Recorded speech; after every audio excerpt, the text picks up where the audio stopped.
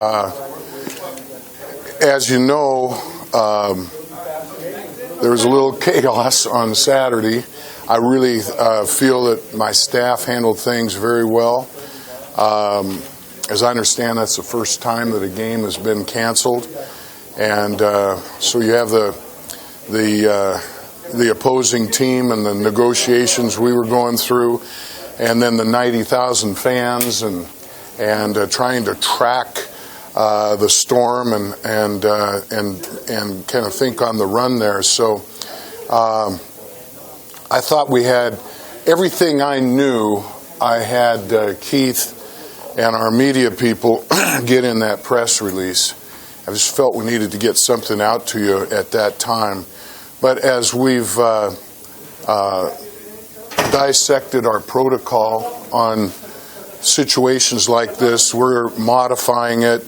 From now on, I think it'd be best if I came upstairs and we have a little makeshift press conference so you can get your questions answered. So if just as to make this clear, I've always prided myself in being accessible to the media.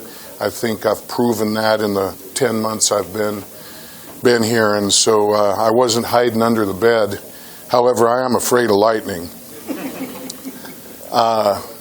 So, with that, the options of a 12th game, we did leave it with Akron and Larry Williams, who's a classy guy, a good AD, and I thought we had very good dialogue.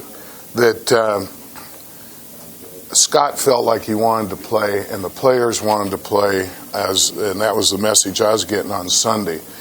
That had a lot of challenges to it, but we did have Akron here. We did have the officials.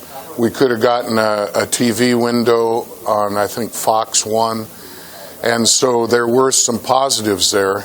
But in the end, the housing part of it was an issue for Akron, and so we decided to go ahead and well, first of all, we canceled the game for Saturday, and then we decided not to play it on Sunday. As it turns out, that was a pretty nasty day too, but and we could see that in the forecast. And we kind of left it verbally that we'd like to play the game.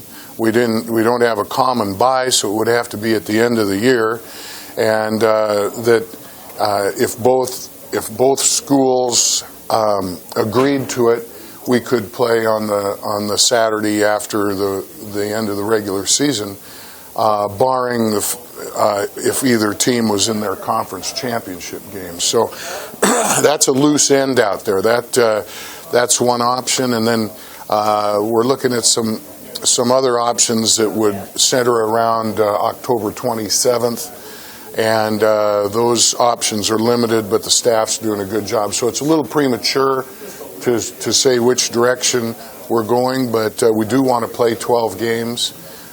We do want to be bowl eligible. We want to extend the season, get the practices and all that come with preparing for a bowl game. So. Well, contract doesn't call for them to be paid until, I think, March.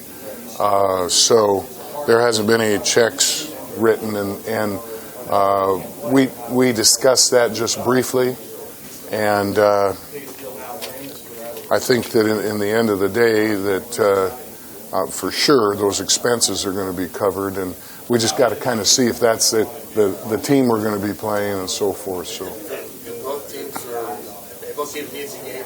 Will they definitely come back at the end of the season? Yeah, I got that feeling. Of course, nothing's in writing, but I think they want to play the game too, and the guarantee is important, as I understand, and that to me that would be the most solid option. And I might add that we just sent a message out to our fans to hold tight. In regards to what I'm just talking about, and tickets would be reissued regardless of what option we're going to go, so that what they they paid for, they were going to get. However, there is no refund. We clearly state that on the back of the ticket. So what I want to do for our fans and for our football program and for the media, everybody else is make sure we get a 12th game. Are you finding any programs at least receptive to talking about October 27th? Is there some dialogue going? Just starting. So it's too early to throw some names out, but we've got some that are talking, and these are primarily, obviously, FCS schools. We're good there because we don't have an FCS school on our schedule. So, providing they qualify with the number of scholarships and such that are required through the NC2A, we could count that as a win if we were to decide to go that direction. I don't want to get too specific, but the Iowa State athletic director was asked about Nebraska specifically. Could Iowa State, since they had a cancellation, be a possibility at all? I haven't talked to Jamie. I haven't taken anything off the table yet. It's still, I mean, we're only a couple days past the inclement weather game as it is. So, would you consider a neutral site game like an Arrowhead scenario against the Chiefs? Against Iowa State. Oh, I hadn't thought about that. I want to take care of our fans. You know, whether we want to play 7 home games. It's important to me that we do that. So we're looking for a home game right now.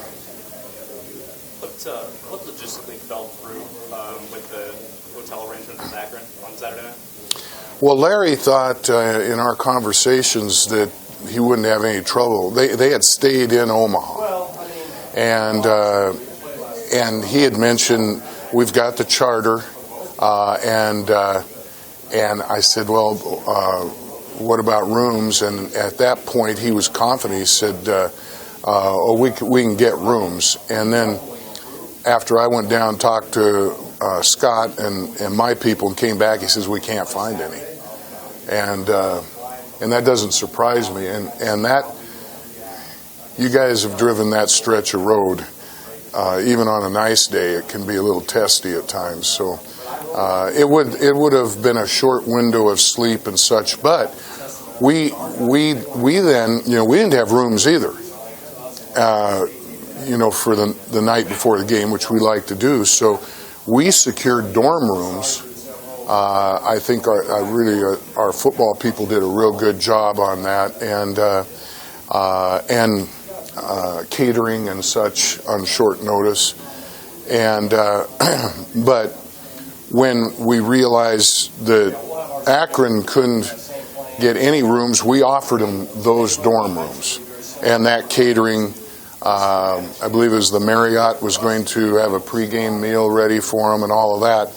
And that would have necessitated our players going back to their dorms, apartments, homes, whatever, and sleeping in their own beds, which, I think the character of our guys, that's okay, but it's not the norm in major college football. So we were trying to accommodate. They were trying to find ways to make it happen. It just didn't work. Did they not want to stay in the dorms? They had a concern because it would have been a couple of dorms. We couldn't get everybody into one, and it was just not a practical option for them, all things considered. Okay. How did the dorm rooms come out? Well, this is Lincoln, Nebraska. There aren't going to be any hotel rooms, especially with a night game. People can't get back to central and western Nebraska. So, and similar problems that turned out in Omaha. So they couldn't secure a block of rooms, but our operations people in football were aware that there was dorm space available. Now, the beds weren't made, and maybe the heat wasn't on yet and all of that, but that's the accommodating piece of this university. We had that all set and could have had that done in short order. Yeah. Great. Thanks. Yeah. Thank you.